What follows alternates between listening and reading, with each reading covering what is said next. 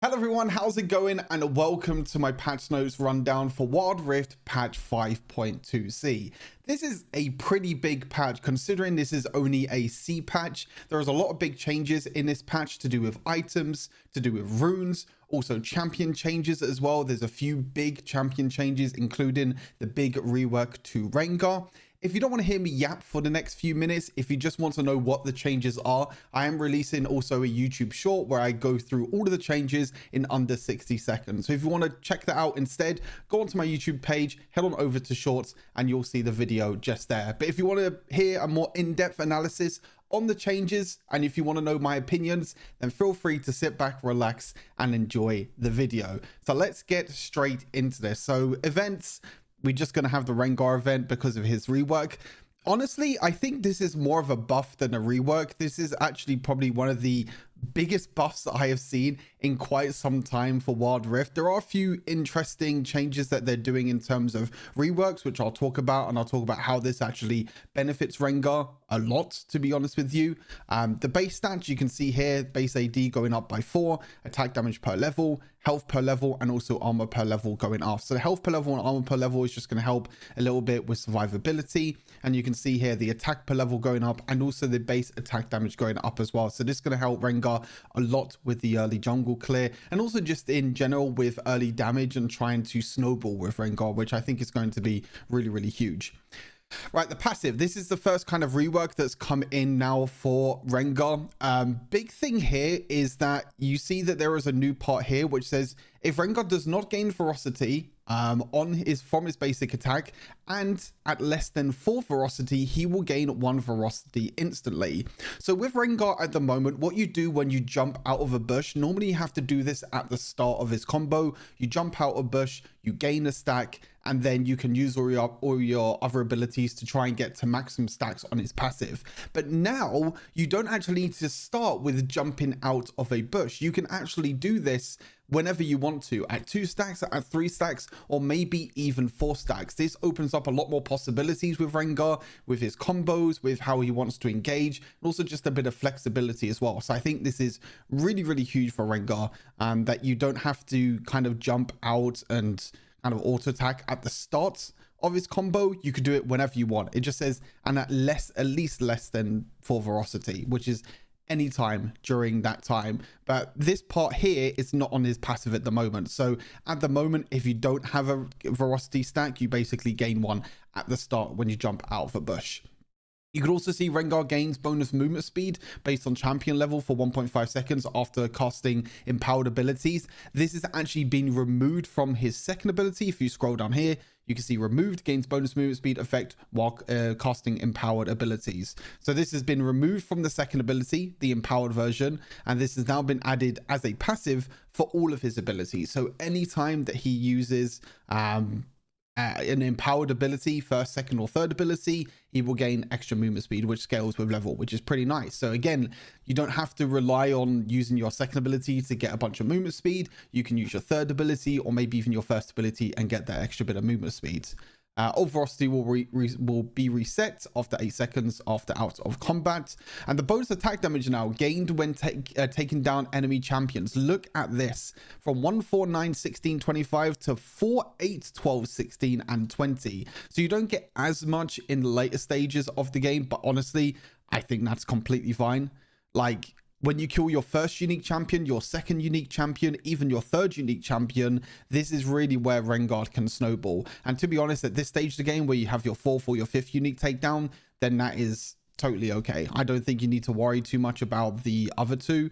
Even though it's a little bit of a nerf later on, I think you'll have enough damage by then anyway. The big thing is now you get a lot more damage in the early game. Again, it's going to help a lot with his snowballing. His first ability, the first basic attack after casting an ability will always crit. So after using your first ability, the next auto attack, so his empowered auto attack with his first ability, is always going to crit. And its damage is boosted by the crit rate up to a maximum of 100% crit rate. So if you're building crit RENGAR, you can boost your damage with your first ability crit with the more crit chance that you have. Really, really big. This might mean that crit RENGAR might be here to stay. At the moment, the RENGAR build is like kind of a mix between the two. It's like Trinity Force Bloodthirster. You can put in Solari Charge Blade as well, but this might actually help the crit build a lot more because you can do a lot more burst damage, excuse me, with your first ability. Deal 6% damage to turrets. You do a little bit less damage now to turrets because the ability can now critically strike. So focusing more on, again, being a jungle rather than a top lane Rengar, I guess. And overall, every single ability is actually going up in terms of damage. You can see damage from the empowered basic attacks, you can see is going up by 10 at every level. The percentage attack damage has stayed the same. And the damage of empowered base attacks with the ferocity, again, is going up. You can see from 25 up to 35. Again, really huge. So first ability, huge buff. You can now crit on your empowered auto attack, which again is going to help the early game. Your first ability damage is going up overall. Really nice change. Battle Roar is going to actually help you now when clearing through the jungle. So if the target dealing damage to Rengar is a monster, then Rengar restores 100% damage equal to the damage he receives within the first few seconds. So if you take damage from, say, raptors, you can then use your second ability and heal up as well. Going to mean that Rengar can sustain a lot more during the jungle. To be honest, I think he's completely fine. He doesn't really get that low anyway, but it's a nice change. And as I mentioned before, they've removed the auto attacks, removed the movement speed, sorry, on the second ability. Bola Strike. You can now cast Bola Strike to reveal enemy champions for 2 seconds. This can be really good when trying to face check bushes if you really want to. You can now use Bola Strike whilst leaping, which again is going to feel really smooth when you're trying to jump in and use your combos. You can jump in with the ultimate. You can then use your third ability as you're jumping in, which is going to mean that you have more time to auto attack and also use your other abilities, and you don't have to use your third ability. You can just use it whilst you jump in, which is going to gain a stack of your passive. Again, really huge. You see here, damage going up again, 10 at every single level. Damage for ferocity also going up as well, up by 10 base damage. Really huge. Thrill of the Hunt ultimate going down by 15 seconds. 15 seconds, 10 seconds, and 5 seconds. And the movement speed also going up by 10% at all ranks. So overall, there are a few reworks in there, but overall, this is a huge buff to Rengar. I think Rengar is going to be pretty scary, to be honest with you. I'm very scared as an AD carry main to come up against this Rengar rework. But let me know what you think of Rengar's rework, because I think he is going to be super interesting. It's going to be really interesting to see what his build path is going to be, whether you want to build crit to try and boost the first ability damage, or whether you just leave the crit and you go for a more burst lethality build because you have that crit guaranteed on your first ability. So that's going to be pretty interesting indeed.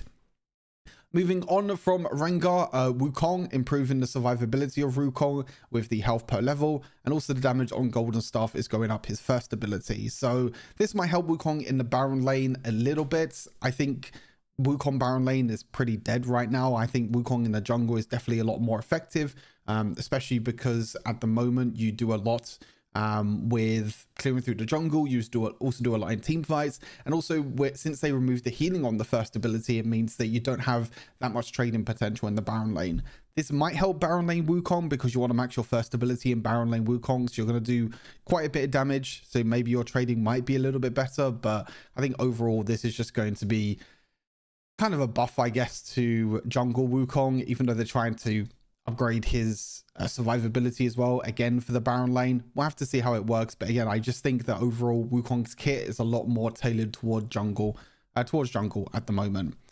Damage buff for Zyra, passive damage going up by quite a bit. This is depending on your level, I believe. But also the ability power percentage going up. Also the first ability, the damage is also going up, the AP ratio damage. So more of a carry Zyra buff, you know, for the likes of mid lane Zyra. If you want to play mid lane Zyra, maybe jungle Zyra might be a thing now with these buffs. I highly doubt it, but you never know. But overall, some nice buffs there to Zyra. Akshan, pretty huge buff as well. Armor per level going up, and magic resist level per level going up. So this is going to help a lot in terms of when playing Akshan in the mid lane, in terms of survivability. First ability damage going up by 15 at maximum rank. Also damage ratio to minions going down in the early stages, but going up in the later stages of the game. And Heroic's Quick Swing is getting a crazy buff. Damage from critical strike is going up by 25%. and also damage with Infinity Edge, which also got a buff a few patches ago, also going up by a lot as well. So Heroic Swing is going to be extremely scary now with Infinity Edge and with just crit overall. And there's a item later on which is getting a pretty big rework and a pretty big buff, which I think is going to be really caught on Akshan and actually might make him a really strong champion in the mid lane, which I'll talk about a little bit later on. Seraphine, you might have seen my video. I feel like I've cursed this nerf and I feel really bad. But I did a Seraphine shorts a couple of days ago where I was talking about this really strong Seraphine support build that they're playing in China right now, where it evolves around the healing and shielding of the second ability. Well, what did Riot do? They nerfed the second ability's cooldown by quite a lot in the late game. And also they nerfed the healing by quite a lot as well, from 7.5% down to 5%. So yeah, I'm sorry, I guess. I mean, I shouldn't have done the content. The content was done at the wrong time. But yeah, this is a pretty big nerf to Seraphine. I mean, you're building a lot of ability haste anyway, so the cooldown shouldn't be okay. It's just the healing going down. It's going to be really annoying. But then also there's an item later on, again, which I'll talk about, which might make Seraphine still completely okay. We'll have to wait and see. Urgot's still dominating in the Baron lane. They're nerfing his second ability damage actually by half in terms of his base damage. So you're not going to deal as much damage now with your second ability. This is actually a really big nerf, going down by double the amount of the second ability, because obviously the second ability is all about trying to deal as much damage very quickly. But you're not going to be doing that now because that's been nerfed. Viego finally getting nerfed. I feel like this is a long time coming. I think Viego should have been nerfed a long time ago, to be honest with you. Armor per level going down, damage on the first ability. You can see the current health percentage damage going down by 1% at every single rank. The second strike of the first ability also going down. The attack damage going down by 5%, and the active damage also going down as well, where the crit damage is actually going down in general, because for some reason, like, Viego's want to build like crit nowadays. I've been seeing some Viego builds where they go like Collector, Solari Chargeblade, Infinity Edge. I don't know about that sort of build, to be fair. I don't think the build's very good personally, but yeah, you can see the crit damage also going down here as well for his ultimate. So maybe it might go back to like on hits Viego with Blade of Ruin King 24, which I still think is a better build anyway. But even then, ultimates being nerfed in terms of the cooldown. You can see just the passive basic attack damage also going down as well. So it's not only the crit damage, it's also him in general also being nerfed. Kayn base armor going up, which is pretty nice. His passive energy gain from damage in melee champions is going from 12 to 15. So this is going to buff his darkened form. It means that his darkened form can also be stacked up a lot quicker. Energy gained by engaging in takedowns with melee champions also going up, and his health regeneration from the darkened form is also going up. You'll see this as kind of a rhythm of these buffs. Damage from darkened form also going up on its first ability, so that's really nice. And then the health regeneration in darkened form also going up with its ultimate. So they're trying to really buff darkened form. I definitely think darkened form is a lot weaker than shadow form, just because of in general, and just because of the items as well, the lethality items, and just the way that Kayn works definitely helps him a lot in shadow form. It's going to be really nice to see darkened form being buffed, especially because there are still quite a lot of tanks out there and they can be quite annoying, you know, like some Maokai tank supports as well. If you're against a lot of melee champions, I think darkened form can definitely be extremely good. You know, you can get a lot more stacks now from darkened form, which is going to feel very nice when playing Kayn. Gameplay changes, items, Last Whisper on both Mortal Reminder and also Serratus Grudge. So the armor penetration passive is going up by 3% in the later stages of the game. This is a buffer to armor penetration on these two items overall, because now you have a higher cap. It means that when you're like in the middle, so when you get like 20%, that'll be earlier in the game. When you get 30%, that will also be earlier in the game. And then when you get 33%, obviously that will be the highest cap now that you can get, which is quite nice. I don't know if they needed buffs, to be honest with you. I think they were totally fine. I think a lot of champions were already building Serratus Grudge and Mortal Reminder. Like, it's a must build item on pretty much every single marksman and even some junglers and even some top laners also build mortal remind as well, because the armor penetration and also the anti-heal. I don't really know how to feel about this, but hey, more armor penetration to try and stop against tanks is quite nice, I guess. Redemption. This is kind of crazy. Honestly, this is really crazy. They are removing the redemption enchant completely. I mean, to be honest, no one was using the redemption enchant. It was pretty useless, to be fair. You'd much rather go like Locket, Veil enchant, Gargoyles as well. There's a lot of better options for supports rather than redemption enchant, but now they're making it a completed item. 2,600 gold now for redemption, 400 health, which is quite nice, 300 max mana, and 20 ability haste. So you have to build catalyst and you have to build kindle gem, which is actually not too bad in terms of 2 items. There's a lot of HP here and there's a lot of mana. There's not a lot of stats in terms of ability power that enchanters might want early on, and obviously that's the big thing with this as well, is that there's no ability power in this, so this might be a little bit of a struggle for enchanters because you don't have the ability power. But maybe if you're playing someone like Lulu, this can also be extremely good. So the first passive, Salvation, heals allies units in a range of 350 for 50 plus 6% of your bonus health every 8 seconds. If no allied champions are around, Salvation will not be triggered. So I'm assuming that it's always going to be 8 seconds, and if it's not triggered, it just resets 8 seconds again. And it doesn't wait until someone's nearby for you to heal them. That's what I understand from this. Then you also have the Eternity passive, which is from the Catalyst, which is restore mana, equal to 15% of the damage taken from champions. When consuming mana, restore health equal to 20% of mana consumed. I don't really know how I feel about this item. I mean, it's extremely cheap. 2,600 gold is very, very cheap for a support item. I just don't think this is going to be very good because it doesn't have any ability power. This just looks like a tank item. But I don't know if you want to build a tank item that gives your allies healing. Like, I'm trying to think of a tank that would really want this. And I'm trying to think, like, is this better than the likes of like Harmonic Echo at the moment? I don't think so. Is this better than Staff of Flowing Water? I don't think so either. I mean, it's a very cheap item. It's going to be interesting to see. I mean, maybe the stats in general are just completely busted. Like, you can just build HP on top of the Salvation passive, and then you can just keep on healing your allies. It could be a way that it could be good, but very interesting. I mean, I'm glad that this is removed. This being an item now is just nuts. Like, I never thought we would get this as an item, but hey, here we are. We're in a stage where we're getting redemption as an item now. Ardent Sense are also getting a little bit of a change. You see the difference here, right? 55 ability power, even by quite a lot. Like, there's no ability power here, which is kind of rough, I feel like, in my opinion. Ability haste going up by 10 though, which is quite nice. Ability power going down by 5, totally fine. Build path, same total price, completely fine. This is weird. When I read this sensor passive, I was trying to really understand how this works. So you see, when you heal or shield an allied champion other than yourself, you and an allied champion gain both attack speed and your basic attack deal bonus magic damage for 6 seconds. Regeneration of your own health does not trigger sensor. Now, when you heal or shield an ally for other than yourself, they gain 15 to 40% attack speed, so they gain more attack speed, and also their basic attacks deal 20 to 40 damage, but it now doesn't buff yourself.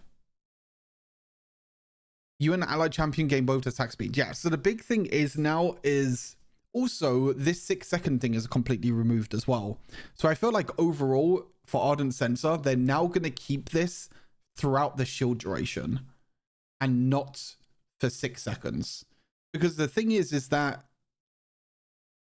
it's really weird. It's really weird how it's worded, right? Because when you heal or shield an ally, right? How often, how long are they going to get this attack speed? How long are they going to get these bonus basic attacks? I mean, it's quite nice, you know, the basic attacks going up, which is really big. The attack speed is going up as well. The big thing is that you don't get the attack speed and you don't get the on-hit damage anymore. It's only to your ally that you give the shield over to. It doesn't say a duration anymore. So is it just for the duration of the shield? Like Lulu, for example, right? If you shield someone, they're going to get the attack speed and the on-hit damage. That's completely fine. But how long is it until they get rid of it or they lose it? Not really too sure. We'll have to wait until we get into game to see if it still has the 6-second duration or if there's any sort of duration at all. This is something I'll definitely need to test tomorrow. But overall, pretty nice. I mean, it's going to be a huge buff to Lulu. Like, Lulu's definitely going to be back in the meta. I think Lulu's been out of the meta for quite some time because of just her nerfs in general, and she's just super squishy now and doesn't do too much. But now you can get more attack speed, more on-hit damage. Pretty scary. Pretty scary. Immortal Shield Bow. Now, I honestly think this is probably going to be one of the strongest, if not the strongest ADC item, and it's probably going to be going back to first item Immortal Shield Bow days. I'm interested to see what Riot says about this. Immortal Shield Bow used to increase in value of crit rate, which limited its usage, removing a crit requirement as well as lowering the price so players can feel good about picking it up when they need survivability. So the total price you can see here going from 3,200 to 3,000. That is crazy. Like, there is no stat adjustments either. Same AD, same crit, same attack speed, same physical vamp, which is crazy to me. Same build path as well, which the build path is absolutely incredible. But you can see here how the old passive, you gain a shield equal to 300 plus 3% every 1% crit. So if you go up to 100% crit, overall you get a 600 shield. Now, damage that puts you below 35% health will give you a 250 to 550 shield, which increases with levels for 5 seconds. So you are not going to get as big of a shield now, even early on. You know, even if you built this as a first item, right, you get 25% crit. I can't do maths very quickly, but whatever 25 times 3 is. Oh, 75, that's easy.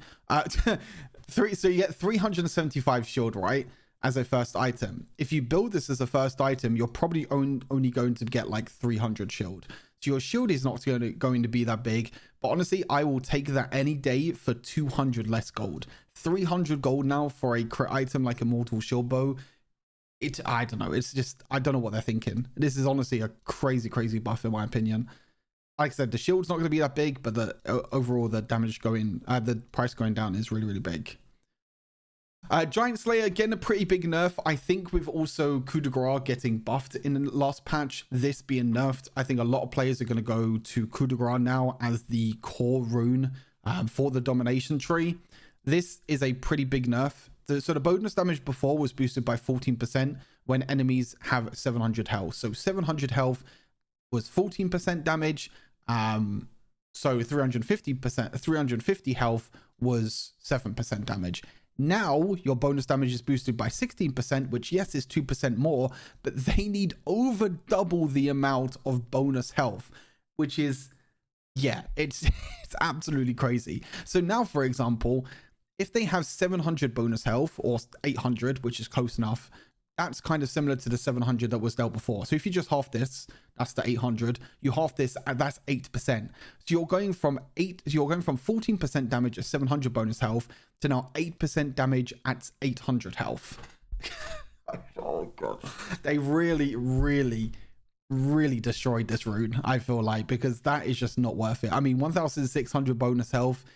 If you're actually playing against tanks, then it's fine. Like, the reason why this was so strong is that even if you weren't against tanks, supports build HP, mages build HP with like Rod of Ages or any items like that.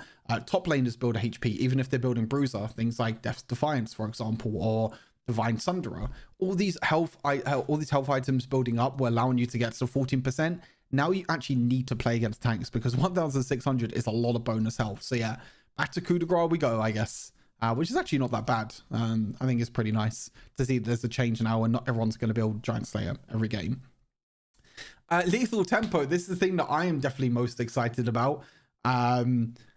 New passive now for Lethal Tempo. It has the same startup passive, but now at maximum stacks you gain more attack range rather than more attack speed and being able to exceed your attack speed cap. You can still exceed the attack speed cap with Lethal Tempo, but you don't get the 40% attack speed. You can see here, at maximum stacks, gain 40% attack speed.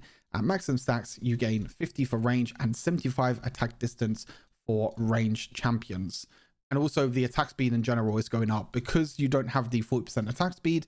The attack speed per stack is going up, which is really nice. And at maximum stacks, you gain the attack range.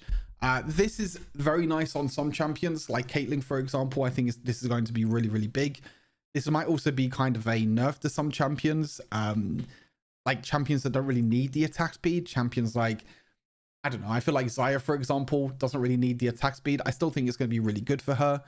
I think the big thing is with this is that when you reach maximum stacks now with lethal tempo, with the attack range, you might not need to go for magnetic blaster anymore. The reason why magnetic blaster was such a strong item, and it's still such a strong item, is because the extra attack range that you get for one auto attack. But now that you actually gain attack range when you reach maximum stacks of lethal tempo, you can keep this maximum range for a longer amount of time, and also you can still build a full AD build. So like Xayah, for example, can go for like Immortal Shield Bow, into Navori, into Infinity Edge, into Mortal Reminder. I honestly think that's probably going to be the way that you build Xayah now, and then you build Lethal Tempo, which with obviously Coup de Grace instead of Giant Slayer. So you're going to have more attack range, and you're also going to have a crazy amount of damage now, because you don't need to build Magnetic Blaster, which I think is really big.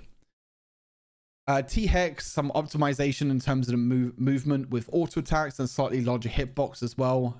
Feeling better with his giant size. Cool.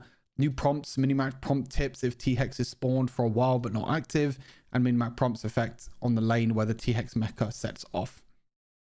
Then we have some chromas and also Elderwood Recon, which is part of the mini pass. But that's everything. That's all the changes happening in patch 5.2c.